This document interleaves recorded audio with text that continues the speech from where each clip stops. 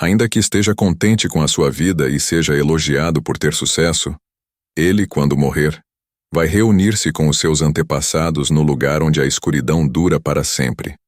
Salmos 49, 18 e 19. Se há uma pergunta que sempre deveríamos fazer, é essa: como seria a minha vida fora do Evangelho? Logicamente que não imaginamos viver uma vida que não seja segundo preceitos éticos e morais elevados.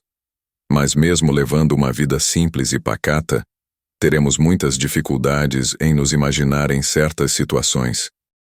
A primeira delas, e a mais evidente, seria a dificuldade de não dispormos de um grupo com o qual nos reuníssemos semanalmente para que nos conscientizemos da necessidade de aceitar uma semana de desafios, renúncias e realizações. Os católicos costumavam pregar na fachada de suas igrejas o seguinte slogan: domingo sem missa, semana sem graça. É exatamente isso que acontece, não tanto pelo fato de nos sentirmos abandonados pela graça de Deus, porque isso não tem a menor chance de acontecer, posto que ela é incondicional, e porque os dons e a vocação de Deus são irrevogáveis.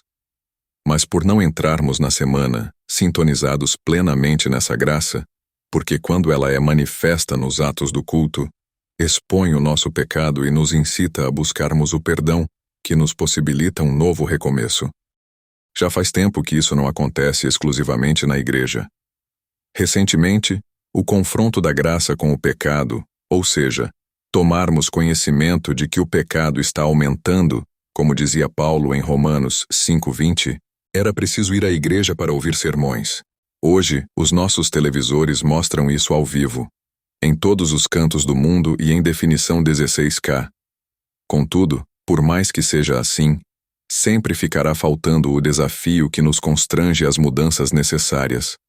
Mudanças que permitem que a graça haja livremente para vencer o pecado.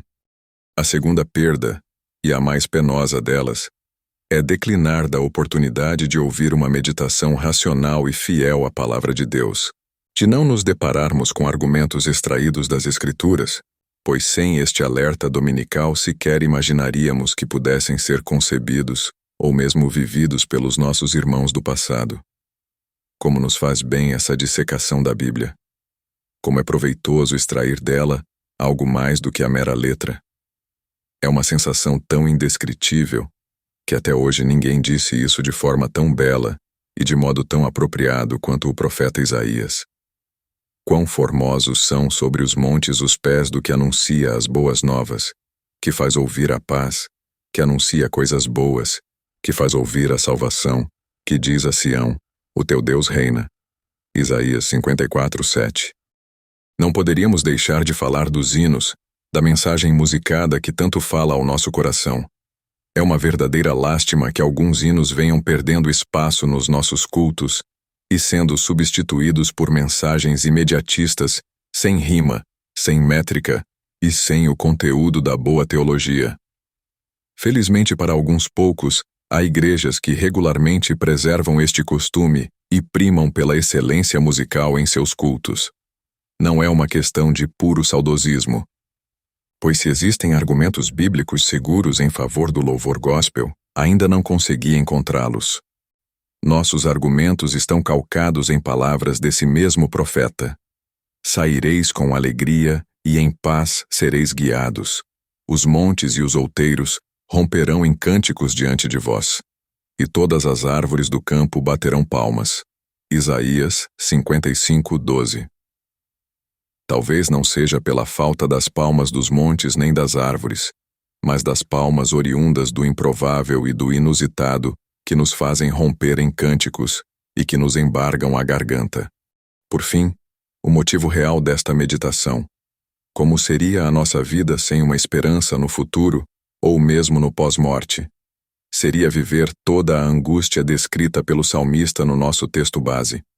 Ainda que esteja contente com a sua vida e seja elogiado por ter sucesso, ele, quando morrer, vai reunir-se com os seus antepassados no lugar onde a escuridão dura para sempre. Como seria complicado viver o comamos e bebamos porque amanhã morreremos. Como seria difícil a trajetória de uma vida inteira distante da certeza de que do outro lado tem um Pai de amor, de braços abertos e pronto para receber a nós, filhos pródigos e irmãos mais velhos, de volta. Peço que me perdoe por estar enfadonhamente denunciando aquilo que na minha geração era considerado errado. Erros que estão sendo continuamente cometidos por essa geração de cristãos. Não consigo me permitir não ter uma indignação profunda ante aos desvios da doutrina da nossa tradição e da flagrante inserção de práticas pagãs em nossas celebrações. Há muita gente dizendo que esta é a mais debilitada de todas as gerações. Isso está muito bem fundamentado na atualíssima advertência que Paulo fez a Tito. Este testemunho é verdadeiro. Portanto, repreenda-os severamente, para que sejam sãos na fé, não dando ouvido às fábulas judaicas nem aos mandamentos de homens que se desviam da verdade.